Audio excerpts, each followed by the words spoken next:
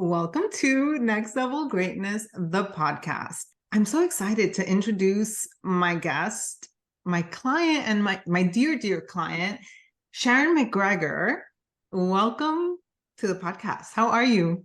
I'm fine, Barbie. It's good to see you. I know we were in contact a lot, and then there was a pause as we were doing different things. I was doing the work, and now we're back. I think Yeah, cycles, right?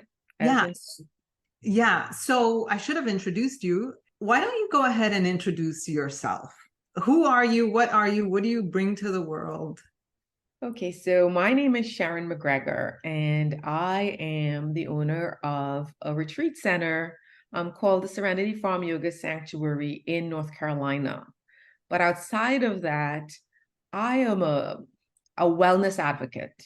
And it started with my own wellness journey and grew into something that I'm so passionate about.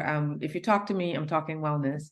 And I found Barbie at the end of last year when my business had grown, but I had hit a wall and I didn't really know what to do next. And I needed a guide.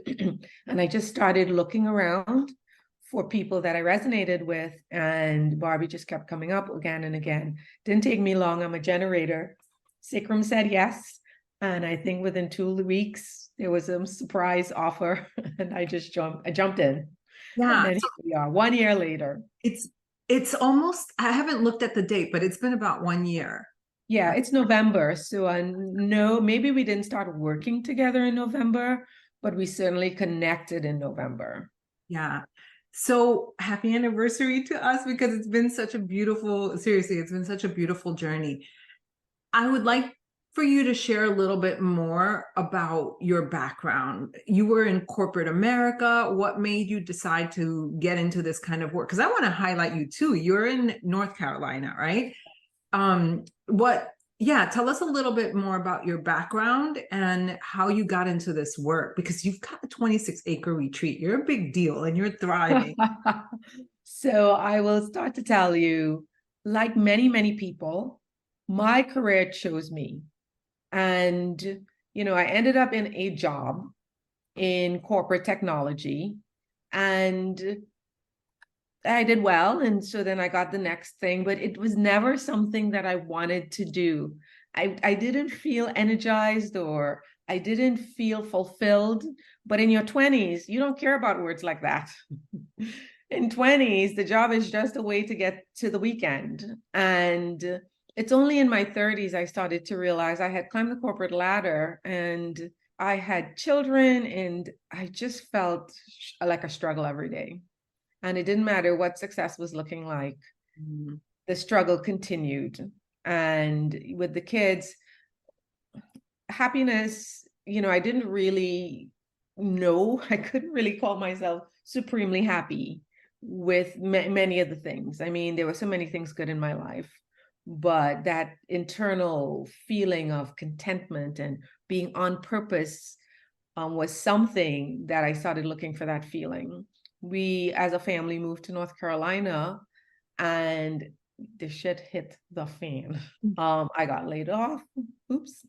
Yeah, I was going to ask because I think that a lot of people don't even know that it's a struggle because you, as you just said, we're taught to go to school, get the job, and that the job, right? Like the 9 to 5 is the thing that's going to make us happy. And so you were caught in the struggle, but what did that feel like to be caught in the struggle? Because I want people to recognize themselves So to be like, oh my gosh, that's me.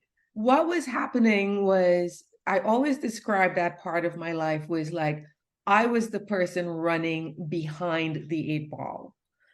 I was running everywhere. I was running to the train. I was running for my children. I was just running. And what really brought it home is becoming a President's Club winner when I joined a sales team and feeling like nothing, just fear and anxiety for the next quarter. No time. It didn't feel fulfilling. I just felt like, oh my God. And it happened twice, President's Club twice.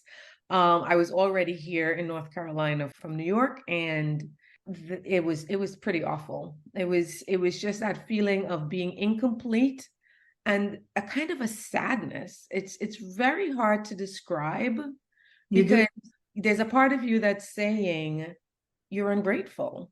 Like, look Mhm. at what you have. You have all these things. You've That got these children, and you've got this husband, and this life, and these vacations, and what do you have to be upset about? Some people have no food. And I came from Trinidad, where I understand what being without really is. So there was this sense of just very self-judgment, as if I had no right to these feelings. And I kept like pushing it down and pushing it down. And the other thing, you know, I was married and people liked me and my husband as a couple. They loved being around us. We were the dynamic couple from New York City, interracial with these beautiful children, private schools, like the whole thing. And I love it. I loved it. I really appreciate everything that I had, that the life that my children were having, but yet inside, there was a big hole, and it just kept getting bigger and bigger and bigger. And, you know, I started to suffer from depression. It's real. Yeah. It is real. And I'm just pointing out to the listener how what you're really talking about is you were checking everybody else's boxes. You had the good looking, you were the good looking couple with the good looking children, you had all the things, but those were not your boxes. And you were listening to other people's voices. And what happens when we live by other people's standards is this sadness and ultimately depression and anxiety, because we're not being true to ourselves. Yes. So, And it's amazing to have less and feel more. It's like mind-blowing. It's really mind-blowing. And one of the things that really led me on that path, because for a while there, I in my 20s, because of where I came from Trinidad, a third world nation, and my aspirations were to just make it in the big city. And I was doing it. yeah. And for a little bit in my 20s, I was like, oh my gosh, this is what I saw on Sex and the City. It wasn't on then, but that's what I was feeling like. This is what I've seen, and I am doing it. Only to realize that it was empty. Like once you had the things, it was like it didn't give you anything. It didn't give you anything. It didn't even make me a great mom because I was stressed all the time. You just said it. Yeah. I mean, when your cup is empty, how can you give to others? And so how could you be, I'm sure you were a great mom, but like, how could you be a fulfilled mom? Yes. So what was the moment for you that changed? And you're like, this needs to stop. I can't take being this unhappy. My depression got serious. And being a happy person, go-lucky person, optimism is in my DNA. We went into marriage counseling, and the marriage counselor said, you have to take meds. Wow. It will give you the pause that you need between things happening, and you can get a little bit more control. And I bawled like a baby. I'm like, I don't take meds. I'm not taking any medication, but I did. And it really helped. Like, it was like somebody turned the lights on, and temporary. It was all temporary because the life remained the same, but the meds didn't help me. It didn't cure me. So what happened is 12 months later, not even 12 months, maybe it was like 8, they told me I needed an increased dosage, and I lost my crap. I was like, this is like some BS here, because this isn't curing me and this is not going to be my life. It was that feeling of, I'm unfortunately, when I was about 13, I almost drowned in a pool with my friends. And I remember that moment when I decided I'm not going to die today. And I feel like with the meds, it got to that feeling like this is not going to be my life. I am not going to be this mom to my children. I'm not going to die today. And I'm going to do whatever it is. And of course, it was an extreme like shift, because it was like F this and F that and you and nobody tells me what to do. But that was how I was able to find like the courage. Like whatever strength I needed, I had to go down into some beastly places and draw that strong person out of me, because I was wilting, and I was willingly wilting, until I was like, if I died never having lived the life I want, that would be my biggest regret. And I didn't try. Wow. And I was like, no. And I had these beautiful children, and I'm like, I want them to know more like about their own value. And I can't do that if I diminish myself to stay in this lifestyle without any heart, even thinking about it right now, I remember that feeling, just like, this is not going to happen. And it's like I rose from the ashes. Yeah, I started going to yoga all the time.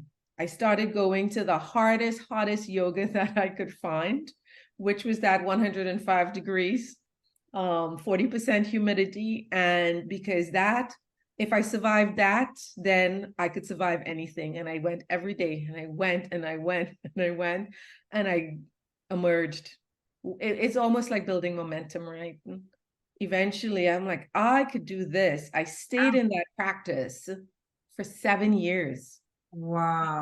I found my backbone This is there. And my marriage counselor said to me, like, he called me on my bullshit, but he also said, the way you go is the way your family goes. So if you are falling, you don't realize you keep them up. It's not the other way around. But it was like a lack of worthiness, because my ex-husband was so dynamic and charismatic, and he was strong. And I saw myself as weak and subservient. Like I could never make that kind of money, and I could never do that. But yes, yes, I can. But he told me, like, years after we were divorced, he's like, I always saw that. He's like, from the moment I saw you, I saw your strength. Yeah, but we've done, you and I, and in Money Magnet and in other programs, we've talked about the subconscious programming and all the messages we've received from society, from our family, from our upbringing, and the male figures and all of that. So we know where that comes from. Okay. How beautiful that you got to that line in the sand moment where you chose you. And I've recently been talking about that for myself, that I'm like, okay, I had just gotten divorced. My dad died. I just got my PhD. I had gained all this weight. And that was the moment that I was like, enough. I'm starting a new life, and I chose me. Mm-hmm. And so, but you have to be ready. You have to choose. I'm not a freaking victim. And then you move. Just gave myself goosebumps again. It's so inspiring to hear your account. Okay. So let's fast forward. I've never heard this part of your story, by the way. So it's fascinating to me, and I love it. Let's fast forward to last year. You have a business. What was it that with your yoga sanctuary you thought your dream come true? You were once again finding yourself in a place where you were stuck. Yeah, so it's very hard to describe, and I will try my best. So I am a generator, and maybe 2013 or so, I had someone read my astrological chart, and she said there's a lot of fire. She says, you look like you do things that people think are hard or it's a lot, and you make it look normal. Yeah.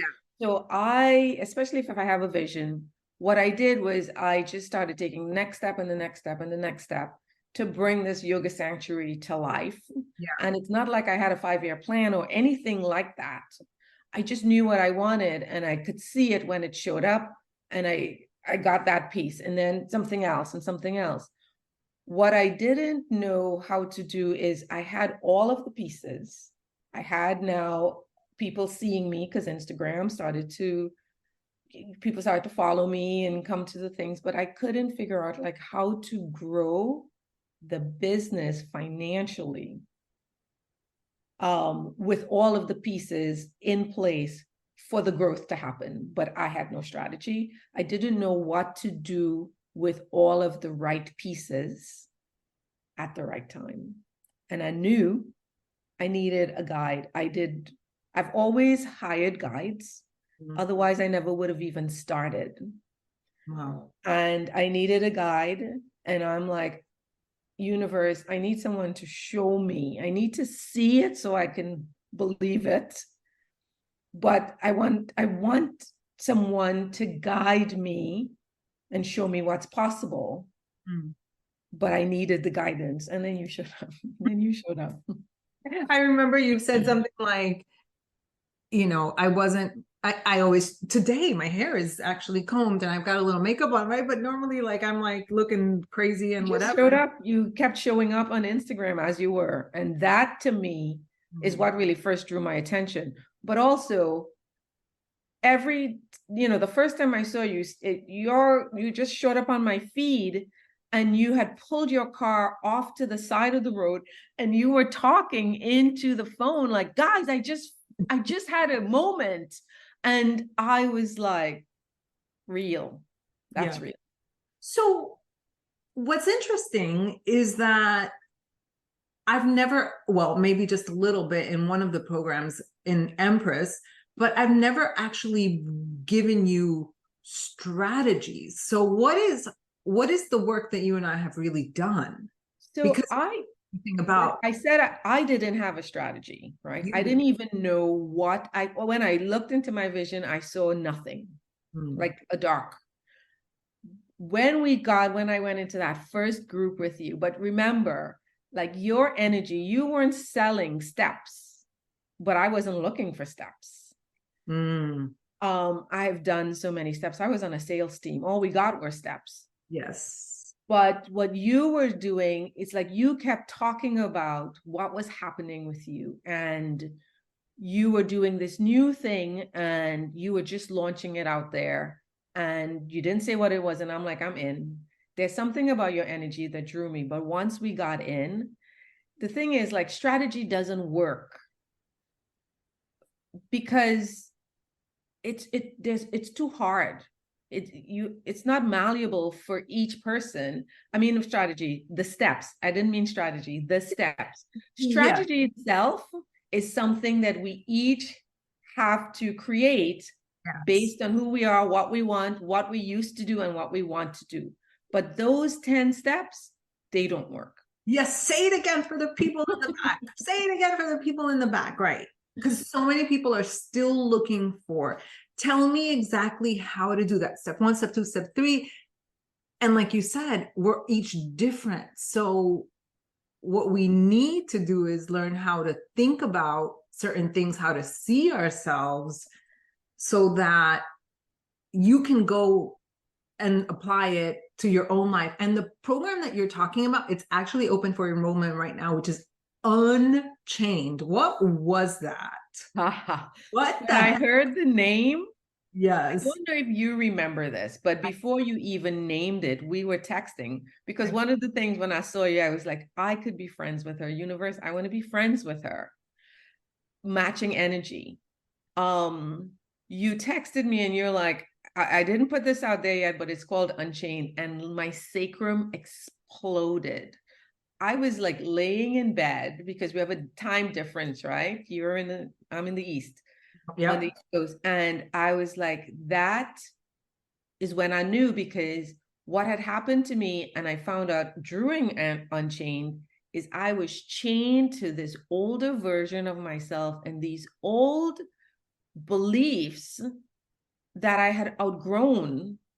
And, I grew a business in a vacuum when I had a big bowl, but I grew the business to this here because that's where I put my ceiling.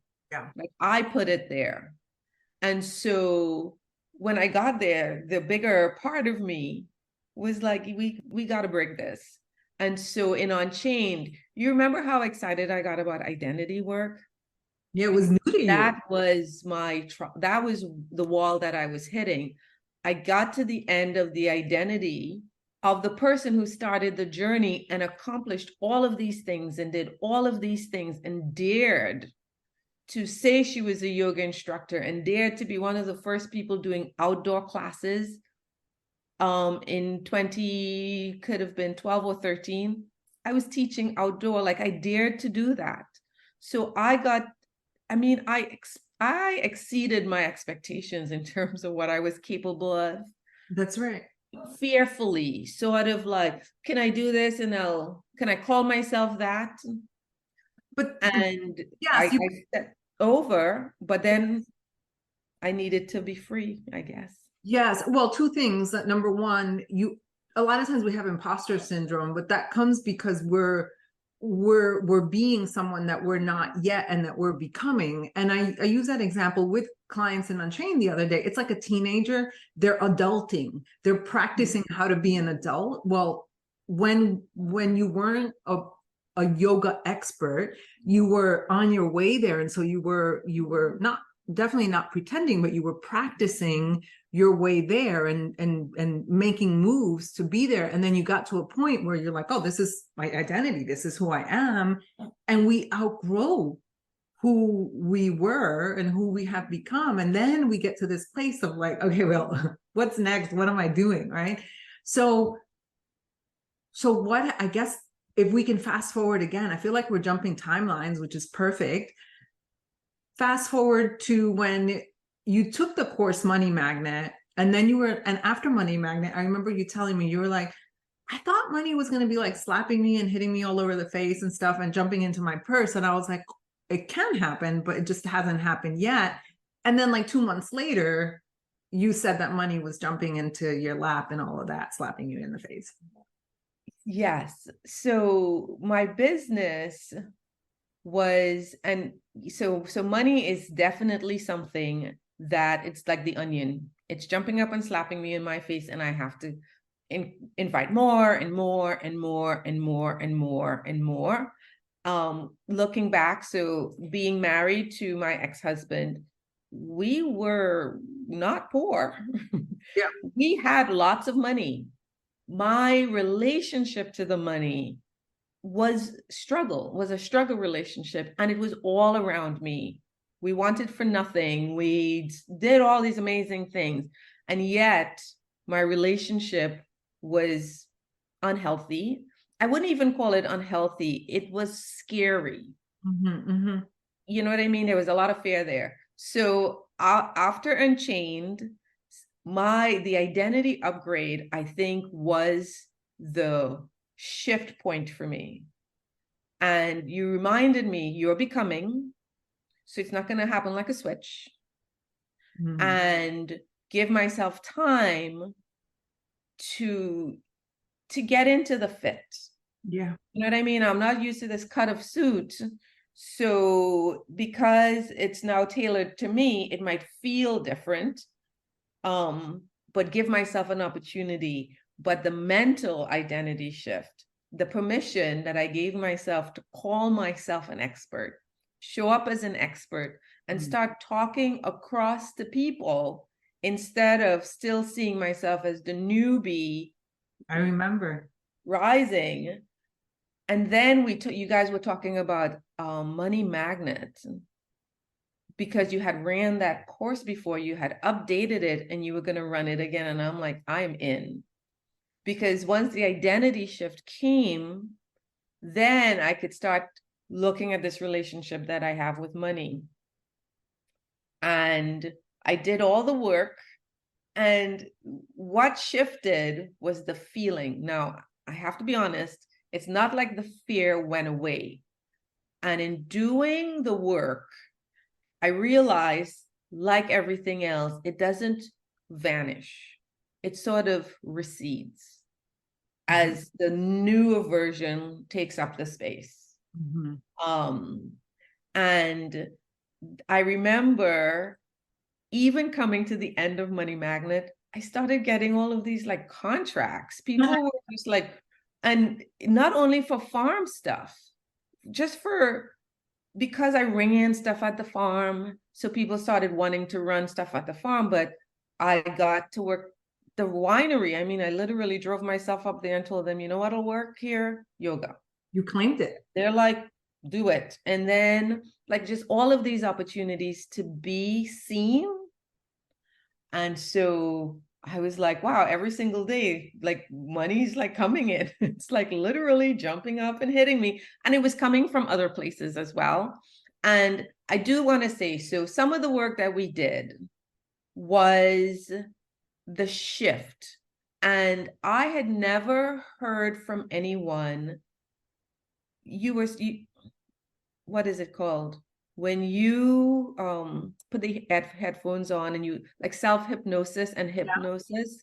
Subliminal self-hypnosis. Yes, because you shared that with us. I think in Unchained, I used it all through Money Magnet because I knew there was a subconscious thing that I couldn't automatically change, and telling myself stories like, you know that this is true because you saw this and this and that. So this is no longer true because we experienced this. We saw a person with this. This happened to you. Like I started, and I feel like during Money Magnet, that really took hold and it started working. And, you know, November is my month where things start to dip because I run an outdoors space, and you can't do outdoors when it's 40 degrees. This morning, I went to do a wellness seminar with the teachers at the elementary school. And in the live that I did at prom, because after I really had to sit in my car, I didn't cry, but feeling this fullness of being expressed. Yes. And I said, you know, it was only 50. I only made 50, which is nothing. And I didn't mean that it was nothing. I just really meant that this fullness that I feel, I got $50. I mean, money is still coming, but I got the value of a new client base, of actually helping my community, moms like me. I understand it all. And they don't even have to run for a train, a commuter train, to take them to New York City from the suburbs. I stepped into what I feel the block was in November. Like I stepped into this, the expert. This is who I am, and this is what I know. And I am not afraid to say something that's different from everybody else's. Like you can call me out, because I used to be very afraid of being called out. And I used to have to check 6,000 places to make sure what I'm saying was absolutely the expert said it. And now I am an expert. And you're saying I can say to the, what's even better, today was really, Barbie, I mean, part of it is you, because you were my guide. When I got there, I expected to be presenting something different. When I saw the people showing up, they wanted what I didn't prepare for. And I said, guys, you see my schedule right here? Let's do what you want. And I taught a yoga class in regular clothes. And one of the things is I want people to understand, okay, so don't go in your dressy clothes to yoga class, but yoga is something that's adaptable. You can sit and do chair yoga, you can stretch. And I wanted them to just see me in action. I took my socks off, took my shoes off, took my jacket off. Normal person, normal. Yes. And adapted what I came to present, because I know what I'm doing. Oh, what I'm saying is true, and I stand in the power of my expertise. And, you know, another college just reached out to me to do something for their students in the spring about wellness and honoring yourself. And I think what we learned in the classes, it's not that I didn't know this, but it's just like being in your energy and the energy of the students. it really, I embody it now. Like, you matter. You have to matter to you, because the success will come and you're not going to enjoy it. You're not going to be able to enjoy it because you'll be sick, or, you know what I mean? Or unhappy, or on meds and not even halfway there. Right. So Why we from that place of power, I teach everything. oh, this is so beautiful. Oh my goodness. Like, that's the transformation. It's, and you and in August when we had spoke in something, you had already increased your income by 100% since the year before. Yes. Which we're celebrating, but the transformation is so much more than financial. Exactly. It feels like it's the opposite way, because the money came, and Mhm. can I just tell you, I'm celebrating it every day. Some days I'm still mystified, but the transformation and the embodiment of the power will just multiply it. I mean, I have no doubt at this point that that's how it works. Mhm. A gazillion percent. I wish that we could highlight that. A lot of times people are grinding their way, getting to whatever success is, the money, but then being unhappy. But now you've learned the lessons. And this is why I love being older as well. You don't have to be older to learn it, by the way, but you've No. learned so much in life. But now you know that you become it, and then the money comes as a byproduct, as opposed to chasing the money. So just a few weeks ago, because one of the things that you said you wanted to mention before we started recording was that it's a journey. So why don't we just be honest? And you showed up by mistake late to a class. And I was like, okay, That's so she right. showed up late. She thought the class was at whatever. She had her time zones wrong. And I was like, okay, what's up with you, Sharon? Like, so I know you, right? So I was like, I'm going to stay with Sharon for just a little bit longer. And I was like, what's going on? You're like, everything's fine. I was like, yeah, right. Okay, what's up? And then, so what was that about? Because of what you're gonna reveal afterwards. Go ahead. So one point I do have to make. So for, people who Barbie has not asked me to say or not say anything, but all the hair on my arms are standing even all the way up here. So when I joined the class, I was 1 hour late, because I thought it was going to be at 1 and it was at 12, whatever. So the last 5 minutes, and she's like, you get to ask one question. And I asked my question, It and was she such gave a me the weird answers. question. Like I knew that wasn't what was on. And she said to me, why do I get the feeling that you're not telling me everything? And that really stunned me, because I've never met her in person. Our relationship has been what you're seeing right now. And in that moment, I realized she really sees people. She sees you. If you're interacting with her, it's not superficial. And so that moment, I started to tell her that I've gotten to this point where I feel like it's some deep resonating, like stuff from my past.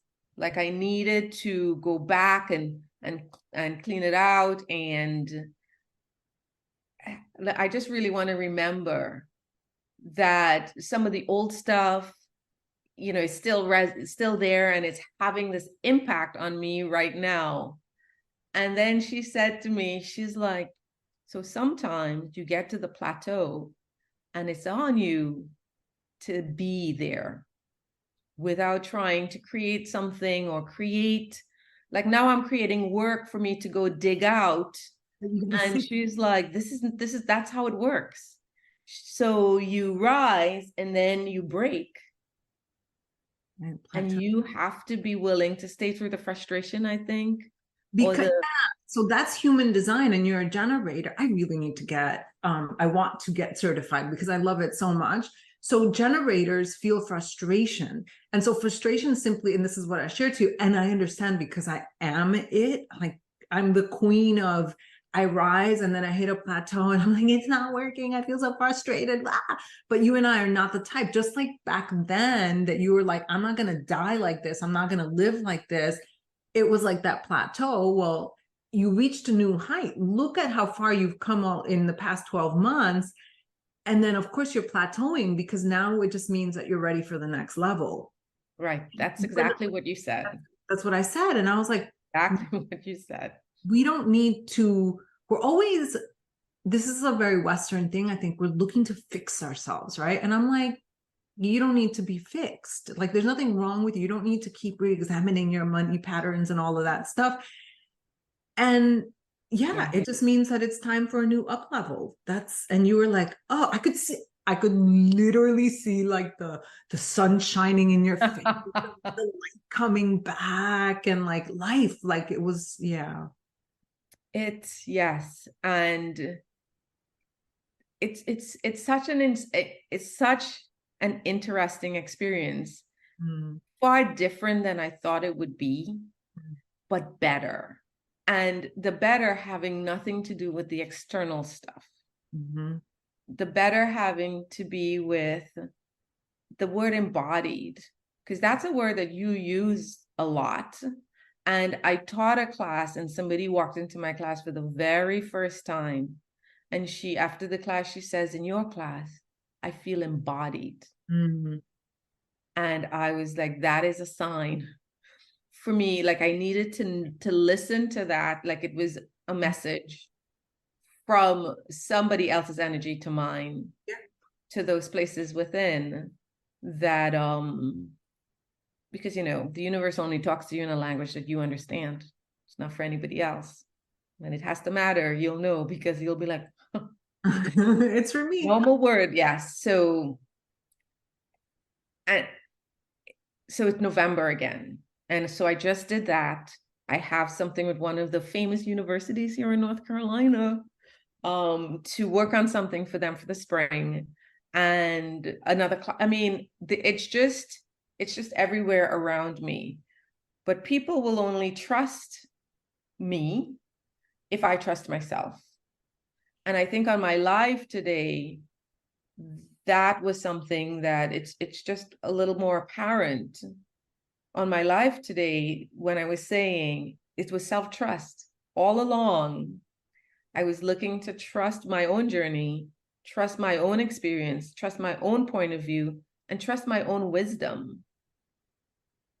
And once that's set as the new foundation, then it's a building again, knowing that you're going to get somewhere and have to rest again.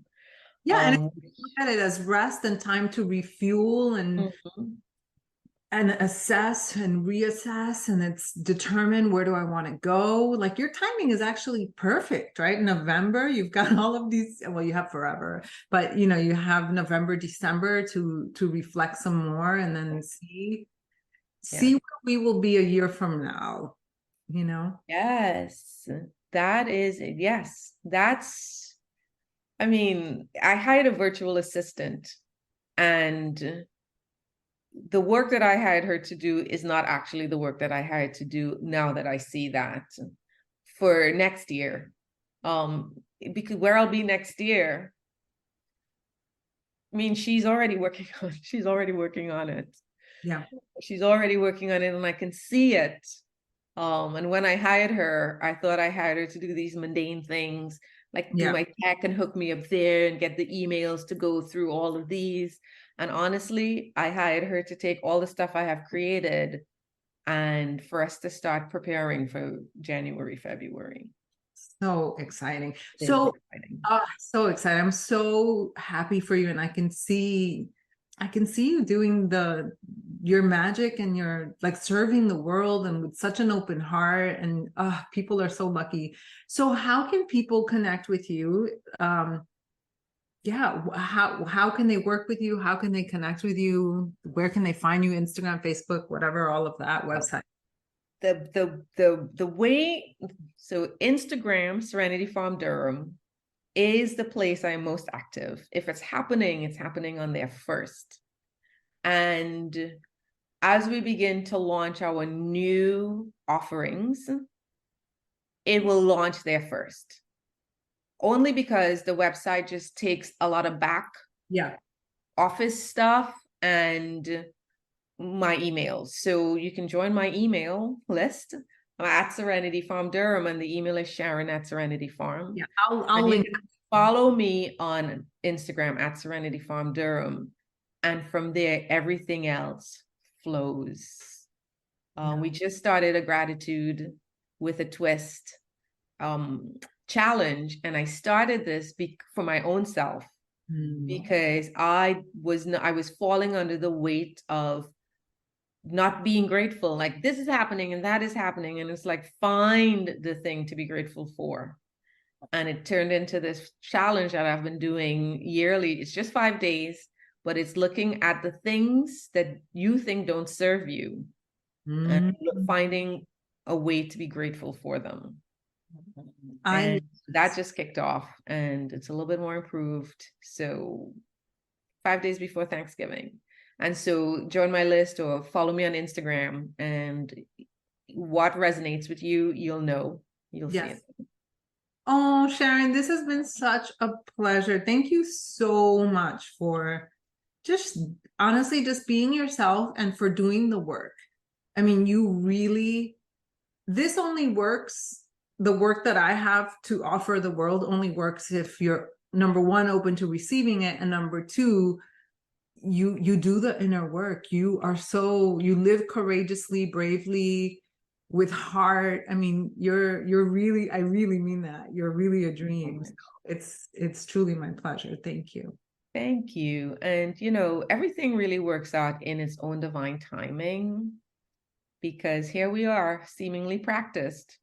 And literally it was just, oh, I got some time. You want to do this? Sure.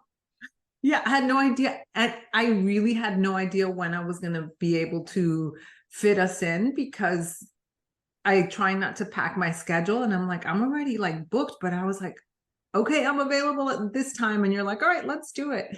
So thank you, Sharon. Thank you so much, Barbie, from the bottom of my heart. Thanks a lot. I'll talk to you soon.